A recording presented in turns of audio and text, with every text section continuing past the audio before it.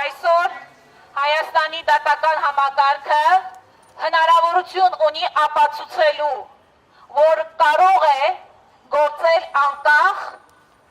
գործադիր իշխանությունից, ինչպես որ հարիր է ժողովրդավարական պետությանը։ Իսկ ավելի կոնկրետ կարող է ապացուցել, որ կարող է գործել առանց հրահանգների մեկ մարդու կողմից։ Այստեղ հարց է առաջանում. ինչու հնարավորություն չեն տալիս, որպեսզի Սամվել Կարապետյանը հայ ժողովրդի համար ստեղծի 300,000 աշխատատեղ։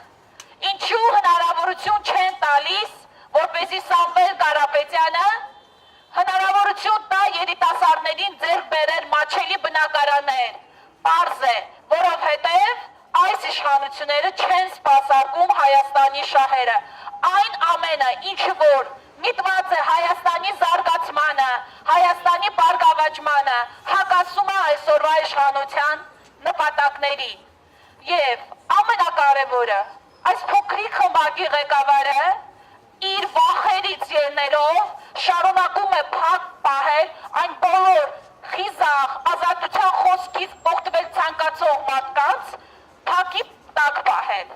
Այդ թվում Սամվել Կարապետյանին, մեր հոգևոր հայրերին, լրատվամիջոցների ներկայացուցիչներին, սա ոչ այլ ինչ է, քան վախի դրսևորում։ Այս վախի մթնոլորտում փորձում են մարդկանց պահել, համոզել, որ ոչ մի բան մեզանից կախված չէ։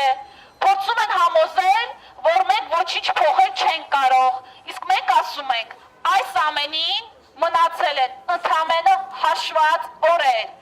Ուժեղ Հայաստանը լինելու է և Հայաստանը լինելու է ուժեղ։ Ազատություն